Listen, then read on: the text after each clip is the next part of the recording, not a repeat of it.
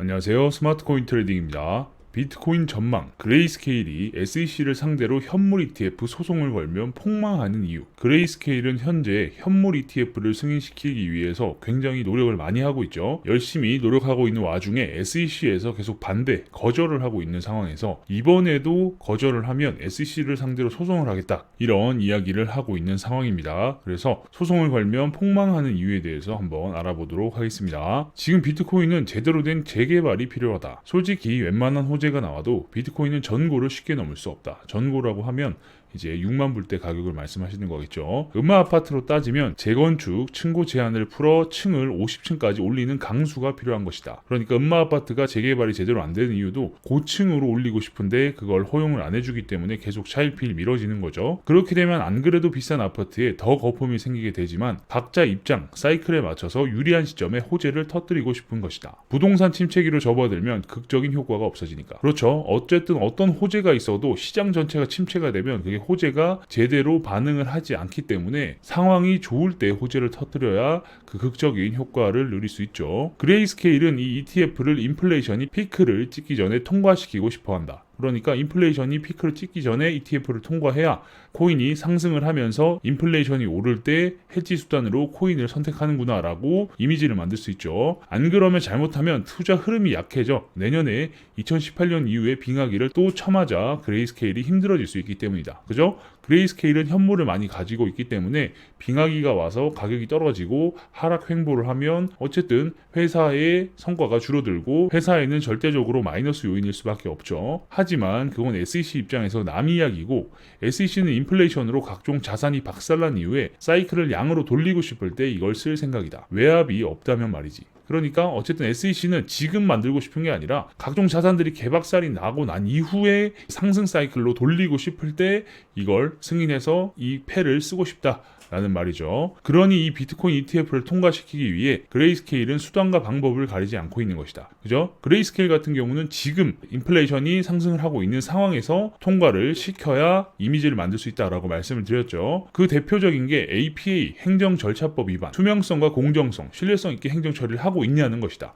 APA 행정절차법 위반, 이게 어쨌든 간에 니들 지금 일 똑바로 하고 있는 거 맞냐? 행정 처리가 제대로 되고 있는 거냐? 에 대해서 이제 이걸 가지고 소송을 건다라는 거죠. 내용도 심플하다. 선물을 통과시켰으면 현물도 같은 판단 기준에 의해서 통과시켜야 하는데 왜 안 함? 하고 묻는 것이다. 그죠? 베리 시버트가 트위터에 올린 내용이 그런 거죠. 어떤 선물 ETF든 이거 기준으로 통과시켰는데 왜 우리는 이거 기준으로 똑같은 잣대로 비교를 안 하고 왜 통과를 안 시켜주냐? 이런 이야기를 계속 하고 있습니다. 하지만 이 소송은 상당히 쉽지 않다. APA 행정소송법의 경우 법원이 최종 구제수단을 내려줄 때까지 시간과 비용이 많이 소비되는 건 리플 소송을 보면 이미 알 수 있다. 그렇죠. 어쨌든 소송을 해서 뭔가 맞붙게 되면 판결이 나기 전까지는 모두가 시간과 비용이 소비됩니다. 그죠? 그래서 이 리플 소송만 봐도 우리가 알 수 있다라는 겁니다. 그레이스케일 측에서도 나 소송할 수 있다? 뻥카로 의미가 있지 실제로 소송하면 SEC 입장에서는 너무 땡큐다. 왜냐? 위에서도 말씀드렸다시피 SEC는 모든 게 박살나고 나서 상황을 다시 반전시키고 싶을 때 이걸 허용해주고 싶기 때문에 시간을 벌고 싶은 쪽은 오히려 SEC죠. 그래서 소송을 걸게 되면 시간을 벌 수 있는 상황이 펼쳐지는 거기 때문에 SEC 입장에서는 땡큐다라고 표현을 하는 겁니다. 이제 소송이 끝날 때까지 현물 ETF는 거절 또는 의견 보류가 확정이기 때문이다. 그죠? 어쨌든 소송이 끝날 때까지는 이게 제대로 뭔가 이루어질 수 없고 계속해서 딜레이가 된다라는 말이죠. 그래서 SEC 쪽에서는 드루아를 외치고 있는 겁니다.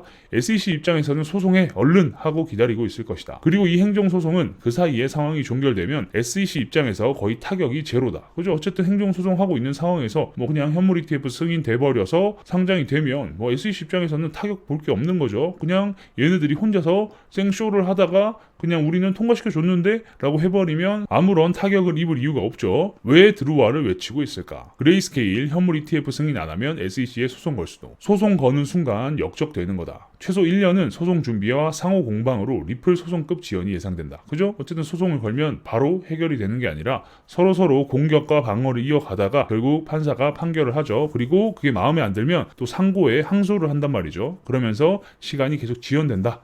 라는 겁니다. 아마 본인의 의지로 진행하는 게 아닐 것이다. 그레이스케일의 투자자, VIP들의 답답함에 의한 소송이라도 좀 해봐.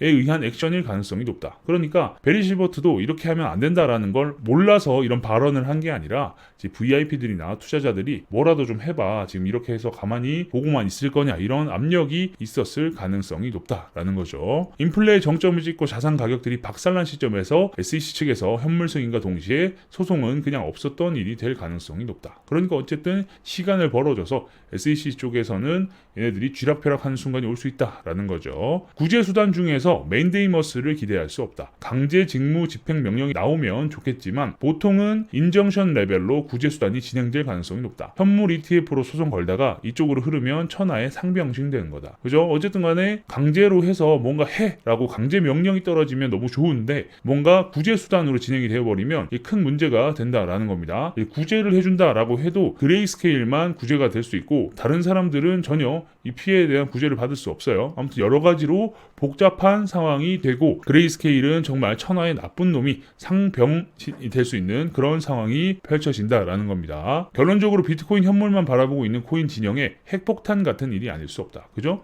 어쨌든 간에 괜히 승질 부려가지고 뒤통수 맞는 그런 상황이 펼쳐질 수 있다라는 거죠. 만약 그레이스케일이 이 소송을 진짜로 진행한다면 그럼 노쇠한 거다. 조직으로 따지면 형님이 노쇠하셔서 맛이 가버리신 거다. 그러니까 진짜 소송을 진행한다라고 하면 정말 마탱이가 갔다. 이제는 이제 힘이 다 빠진 마시간 호랑이다라고 볼 수 있는 거죠. 더 사고 치기 전에 담궈야 할지도 모른다. 이제 감 떨어져서 이제는 보내줘야 된다라는 거죠. 목숨은 살려드릴게. 뭐 이런 그림이 그려진다라는 겁니다.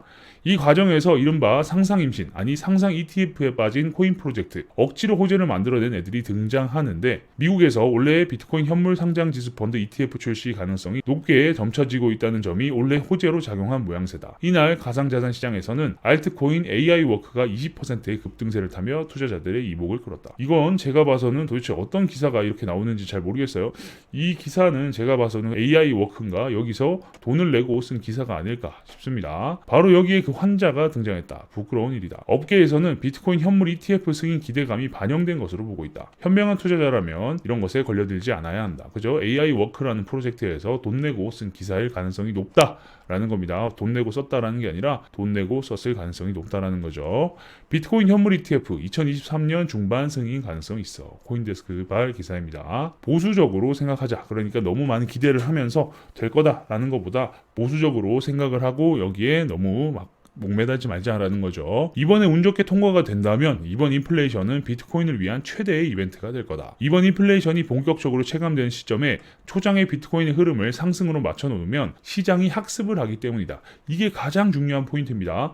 어쨌든 인플레이션이 본격적으로 몸에 와닿기 시작하면, 그러니까 물가가 너무 비싸지고 내가 가지고 있는 돈이 가치가 떨어지는 것을 사람들이 느끼기 시작하면 그때부터는 비트코인이 가격이 오르는 걸 보고 와, 이게 해지 수단으로 비트코인이 정말 맞구나 라고 생각을 하면서 이제 이런 상황이 펼쳐질 때마다 금처럼 비트코인도 상승으로 방향을 잡고 갈 것이다 라는 거죠. 그래서 이게 중요하다라고 말씀을 드리는 겁니다. 인플레 투자는 금 플러스 코인이구나. 그리고 결정적인 트리거 역할을 하는 게 ETF이기도 하다. 과거 골드가 딱 그랬다. 금이 인플레이션이 오를 때 가격이 상승하는 모습을 한번 보이니까 그 다음 인플레이션이 다시 오를 때는 금 가격이 시원하게 이렇게 올라갔죠. 이런 그림을 그리기 위해서는 역시나 마찬가지로 시장의 학습이 필요하다라는 겁니다. 첫 인플레이션 때 자산 가격으로 금이 오르니까 두 번째 인플레이션일 때는 사람들이 알아서 줄 서서 사갔다. 그죠? 어쨌든 사람들이 이번에도 인플레이션이 발생하는구나 하면서 그때부터는 다들 금을 샀다라는 거죠. 그리고 그레이스케일은 이번 인플레이션이 보유 물량을 적절히 현금화할 수 있는 최고의 기회이기도 하다. 그죠? 어쨌든 많은 물량을 가지고 있기 때문에 가격이 상승할 때 일부 계속 털어낼 수 있는 기회이기도 하죠. 왜냐? 그레이스케일 같은 경우는 보유 물량을 계속해서 공개를 하기 때문에 지금까지는 딱히 판매를 많이 안 했어요. 그래서 이번에 현물 ETF 승인이 되고 가격 상승이 나오면 보유분을 또 털어낼 수 있는 시기적절한 기회가 올 것이다 라는 거죠. 아무튼 이 내용도 재밌는 부분입니다. 왜냐?